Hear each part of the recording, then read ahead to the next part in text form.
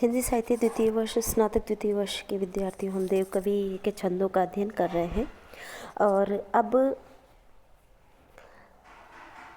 हम छंद नंबर 8 पर आ जाते हैं। मैं सारे महत्वपूर्ण आपको यहाँ पर वही पद पढ़ा रही हूँ और जो भी महत्वपूर्ण पद नहीं है, जो बिल्कुल संभावनाएं नहीं है आने के लिए, उनको मैं टाल दूंगी। उनको आप भी रहने देना, क्योंकि इतना सारा अध्ययन हम लोग नहीं कर सकते। 8वां पद, राधिका कान को ध्यान धरे, तब कान है राधिका के गुण गावे।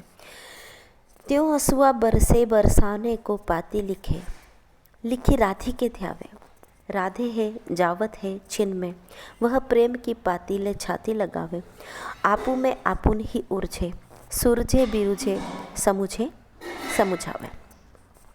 प्रस्तुत पद्यांश जो देव कवि ने लिखा है, उसमें राधा श्री कृष्ण का ध्यान करती है, श्री कृष्ण को पत्र लिखती है और श्री कृष्ण को पत्र लिखते समय राधा की स्थिति हो जाती है कि वो स्वयं को श्री कृष्ण समझती है। और उसके बाद में वो जो पत्र लिखती है, पत्र लिखने के बाद में वो राधा को ही पत्र लिख देती है और उसी के बारे में सोचने लग जाती है। कुछ इस तरह का अजीब सा ये छंद है।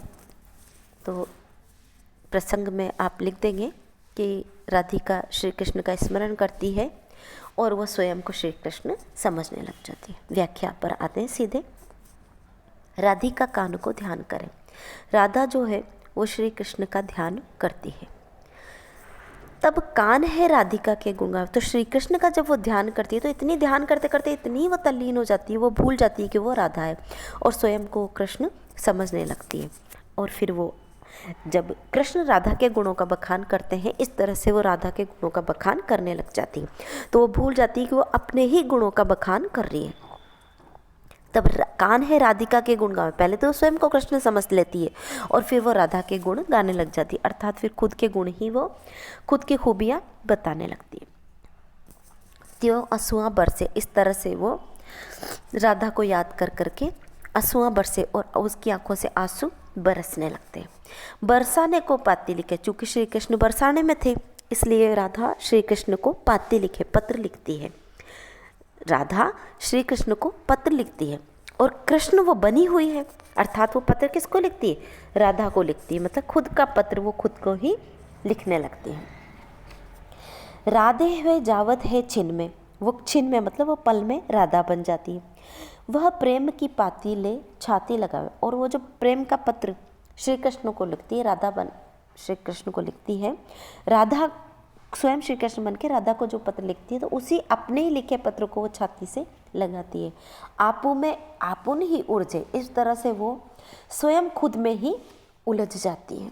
सुरझे बिरुझे समझे समझावे, वो खो जाती है, प्रेम में विभोर होकर सब कुछ भूल जाती है।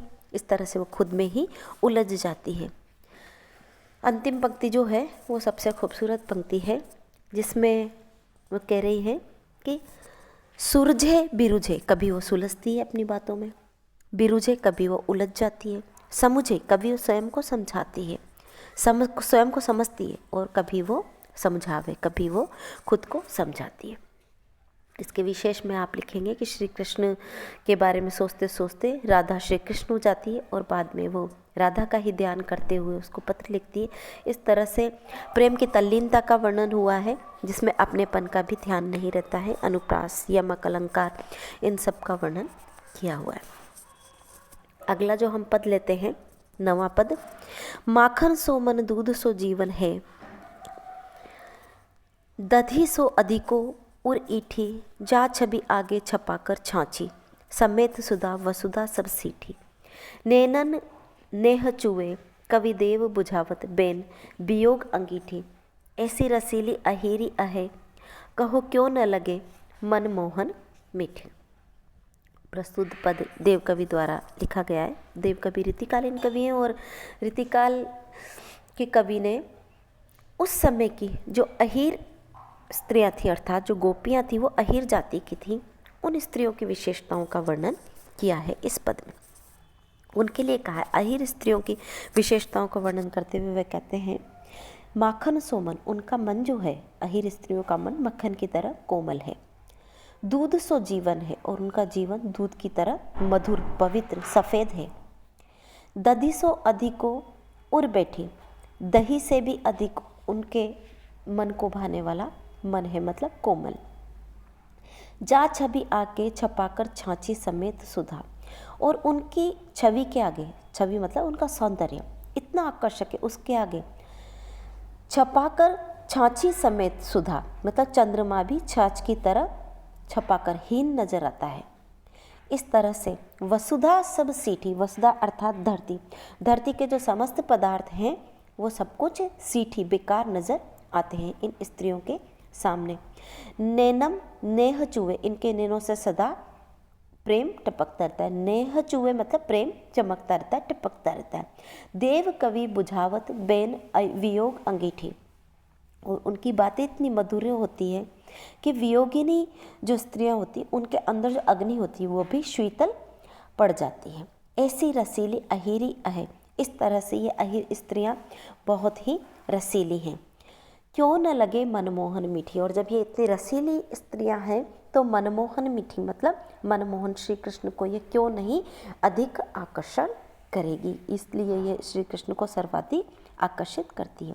तो देवकवि चूँकि बहुत ब्रह्मणशील थे, अब आप विशेष में लिखेंगे देवकवि बहुत ब्रह्मणशील थे और कई सारे राजाओं के उसमें उन्होंने आश्रम में कविताएं लिखी थी, इसलिए वो स्त्रियों के स्वभाव को पहचानने में बहुत पर्याप्त अवसर था उनके पास में, इसलिए वो स्त्रियों को बहुत अच्छे से पहचान पाए और अहीर स्त्रियों का उन्होंने वर्णन किया।